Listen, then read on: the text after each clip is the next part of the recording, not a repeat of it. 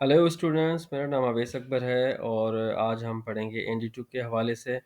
और आप अगर फर्स्ट ईयर के स्टूडेंट हैं नर्सिंग के तो आपके लिए बहुत ही फ़ायदेमंद ये पूरा चैप्टर जाएगा, पूरा ये टॉपिक जाएगा एनजी का, क्योंकि एनजी बहुत ही बड़ा एक कंपोनेंट है नर्सिंग के हवाले से। और एनजी की एक बहुत अगर आपको एनजी की प्रोटोकॉल का पता है तो आप आगे चल के बहुत फ़ायदे में जा सकते हैं। तो चलते हैं एनजी के बारे में थोड़ा सा पढ़ लेते हैं। एनजी क्या चीज़ है? एनजी नेज़ोगैस्ट्रिक ट्यूब होता है।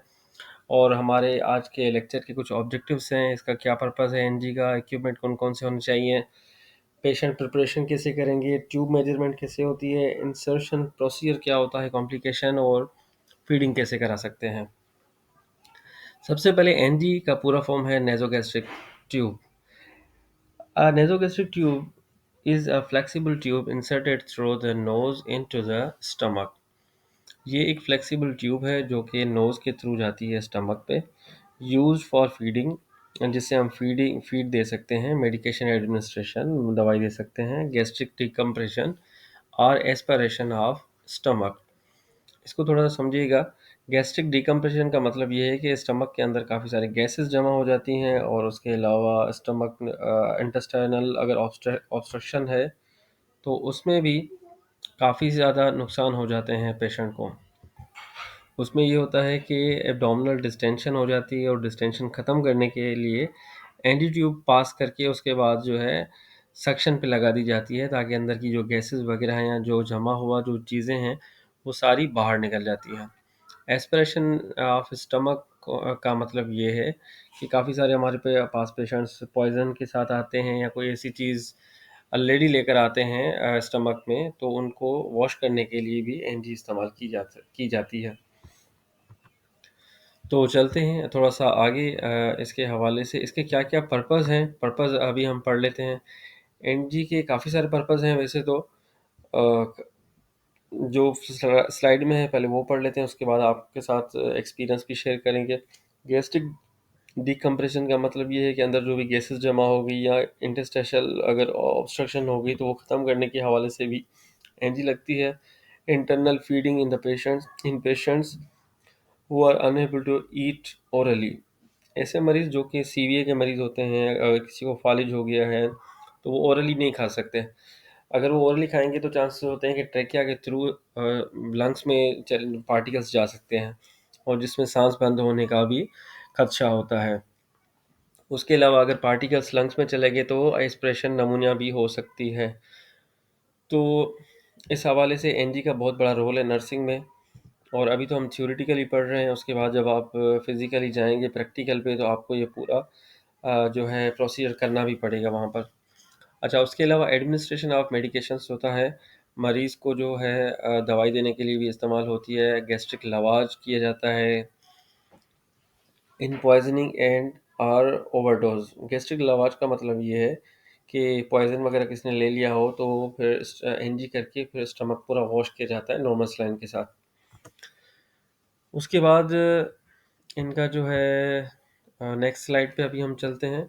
कॉन्ट्रा इंडिकेशंस कुछ हैं। कॉन्ट्रा इंडिकेशन ये है कि हो सकता है कि ट्रामा हो जाए, उसमें नेज़ल ट्रामा हो जाए, एस्प्रेड नमूनिया जो कि मैंने आपको बताया, रिसेंट नेज़ल और इसोफेगल सर्जरी, अगर किसी की सर्जरी हुई हो उसको हम करेंगे तो उसमें भी चांसेस होते हैं कि ब्लीडिंग हो सकती है। इसोफेगल वेराइसिस और स्ट्रिक्चर्स मतलब ये है कि अंदर अगर कोई वेराइसिस, ये बहुत ही बारीक वेंस वगैरह हैं तो वो भी बस्ट हो सकती हैं।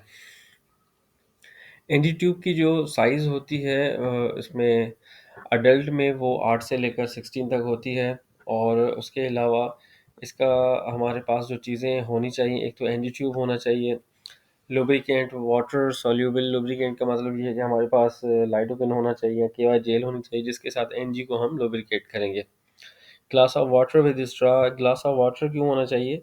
जब हम एनजी कर लेंगे, अगर एनजी के दौरान जो है मरीज़ कोऑपरेट नहीं करता तो स्ट्रा के थ्रू जो है उनको बोलते हैं कि थोड़ा सा पानी पिएं।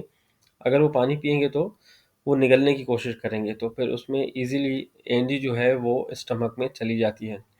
ग्लव्स होने चाहिए, एप्रॉन, मास्क होना चाहिए, सिरिंज होनी चाहिए हमारे पास, टर्बो सिरिंज, और उसके अलावा पेपर टेप होनी चाहिए।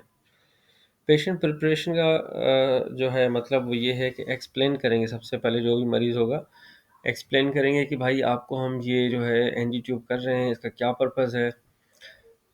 जो सीवीए के मरीज़ हैं उनको बताना है कि भाई आप ओरली खा नहीं सकते, इसलिए जो है हम आपको एनजी के थ्रू जो है मेडिकेशंस देंगे या फीड वगैरह देंगे। Patient position, patient sitting upright, मरीज़ की जो पोजीशन है वो हाई फाउलर्स पोजीशन पे रखना है उनको। चेक फॉर एलर्जीज़, हो सकता है किसी को एलर्जी हो तो उसके लिए भी पहले पूछना पड़ता है। इंश्योर कंफर्ट एंड प्राइवेसी, ये जो प्रोसीजर है ये प्राइवेसी के अंदर ही किया जाता है।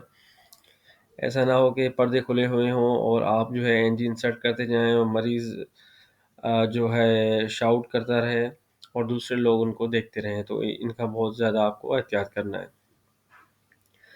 ट्यूब मेजरमेंट कैसे होती है? तो measure the tube from tip to nose, tip of nose sorry, ear lobe, xiphoid process, ये जो है नाक से स्टार्ट करते हैं, कान तक जाती है, कान के बाद बिल्कुल ज़ीफॉइड प्रोसेस का मतलब ये जहाँ पर हमारा स्टमक है वहाँ पर एनजी की पूरी ट्यूब रखी जाती है। मेजरमेंट का तरीका ये होता है। दिस प्रिवेंट्स ओवर इंसर्शन और अंडर इंसर्शन, इसमें ये होता है कि बिल्कुल एग्जैक्ट उसी उतनी ही मेजरमेंट की एनजी जो है ना इंसर्ट की जाती है। ऐसा ना हो कि बहुत ज़्यादा कर दें या कम कर दें। तो मेजरमेंट से जो है पूरी पहले मेजर करके उसके बाद जहाँ पर वो निशान आ रहा है उसी निशान तक ही अंदर इंसर्ट की जाएगी। इंसर्शन प्रोसीजर कैसे होता है? अप्लाई ग्लव्स, ग्लव्स के ऊपर लुब्रिकेंट जो है डाला जाता है, लाइडोकेन जेल वगैरह। उसके बाद एनजी को पूरा जो है लुब्रिकेट करके पेशेंट को, ये पेशेंट की जो पोजीशन है टिल्ट हेड स्लाइटली फॉरवर्ड की जाती है, जेंटली इंसर्ट किया जाता है। और उसके अलावा नोस्ट्रल जो आपको बेहतर लगे, ऐसा ना हो कि किसी नोज से ब्लड आ रहा हो है क्या, तो उस नोज में नहीं करनी है, दूसरे जो नॉर्मल साइड आपको नज़र आ रही है वहाँ पे फिर आपको इंसर्ट करना पड़ेगा। आस्क पेशेंट टू स्वालो और सिप वाटर इफ़ कॉन्शियस, अगर पेशेंट कॉन्शियस है तो उन्हें कहना है कि आप पानी पिएं, निगलने की कोशिश करें। अगर वो निगलने की कोशिश करेगा तो एनजी ऑटोमेटिकली अंदर इंसर्ट होती जाएगी। Advance tube until pre measured mark is reach,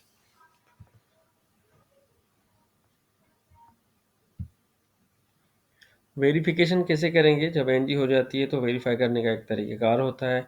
aspirate gastric content with syringe, aspirate करके देखेंगे कि भाई अंदर का कोई फ्लूइड जो है वो बाहर आ रहा है या नहीं आ रहा है। अगर एनजी के थ्रू आपको लगे कि मरीज़ बहुत ज़्यादा कफिंग कर रहा है तो आपको एनजी नहीं करनी है, या आपको लग रहा है पेशेंट साइनोस हो रहा है तो उसमें भी आपको एनजी नहीं करनी है, हो सकता है कि वो लंग्स में जाए। तो ये चेक करने के लिए जो है थोड़ा एस्पिरेट किया जाता है। उसके अलावा जो एस्पिरेट में फ्लूइड आएगा उसको देखा जाता है कि वो फ्लूइड किस कलर का है। अगर आपको ब्लैक या ब्राउन कलर का नज़र आ रहा है तो ऐसे भी होता है कि अंदर कोई ब्लीडिंग वगैरह हो रही हो। और उसके अलावा inject 10 ml air into the tube while auscultating stomach with stethoscope. क्या करते हैं कि टर्बो सिरिंज को एनजी से मिला करके 10 टू 20 ml एयर पुश करते हैं। उसके बाद स्टेथोस्कोप जो है ना स्टमक के ऊपर रख के चेक करते हैं कि आवाज़ आती है कड़क की। तो अगर वो आवाज़ आ रही है, जैसे इसमें लिखा है हूश की आवाज़, मतलब एक आवाज़ आएगी, अगर वो आ जाती है तो मतलब नॉर्मल है, नहीं तो फिर किसी और जगह पे चली गई है। उसके अलावा बिल्कुल कंफर्म करने के लिए एक्सरे भी किया जाता है। साइंस ऑफ कॉम्प्लिकेशंस क्या हैं? अगर आप कफिंग कर रहे हैं, चोकिंग कर रहे हैं या गैगिंग है तो उसमें नहीं करना होता है, कॉम्प्लिकेशन है। नेज़ल ब्लीड और इरिटेशन है तो उसमें भी नहीं किया जाएगा। ट्यूब डिस्प्लेसमेंट, अंदर जाने के बाद जो है किंग हो जाता है, उसमें उसमें भी फिर नहीं करनी पड़ेगी, या तो निकाल करके फिर से इंसर्ट करनी पड़ेगी। एब्डोमिनल डिस्टेंशन और पेन, अगर मरीज़ को डिस्टेंशन हो रही है तो एनजी निकालनी पड़ेगी। एस्पिरेशन और रेस्पिरेटरी डिस्ट्रेस, ये बहुत लाजमी होता है चेक करना, ऐसा ना हो कि आप एनजी डालते जाएं और मरीज़ डिस्ट्रेस में चला जाए। If tube displaced, remove and reinsert. Nasal skin breakdown, apply protective dressing. Aspiration, stop feeding and notify physician. उसके अलावा मेडिकेशन कैसे देनी है, only give crash water soluble medication, flush with water before and after, avoid mixing multiple medications. Mixing नहीं करनी है और ये मेडिसिन देने से पहले पहले वाटर देना है फीडिंग में, उसके बाद मेडिसिन देनी है फिर वाटर। तो इसके अलावा पेशेंट एजुकेशन क्या है कि रिपोर्ट डिस्कम्फर्ट, पेन और difficulty in breathing, keep tube secure and avoid pulling, pulling नहीं करना है। अगर कोई साइकाट्रिक पेशेंट है तो बहुत एहतियात करना पड़ता है इसमें। Oral care regularly, explain purpose of the tube to reduce anxiety. आप अगर उनको एक्सप्लेन करेंगे तो फिर उनकी एंजाइटी मरीज़ की कम हो जाएगी। बहुत शुक्रिया व्यूअर्स और स्टूडेंट्स, आप अगर हमारे चैनल को सब्सक्राइब कर रहे हैं तो बहुत ही अच्छी इसमें वीडियोज़ हैं नर्सिंग एजुकेशन के हवाले से, आप सारी इजीली देख भी सकते हैं, समझ भी सकते हैं। बहुत शुक्रिया, मिलते हैं किसी और वीडियो में। अस्सलाम वालेकुम।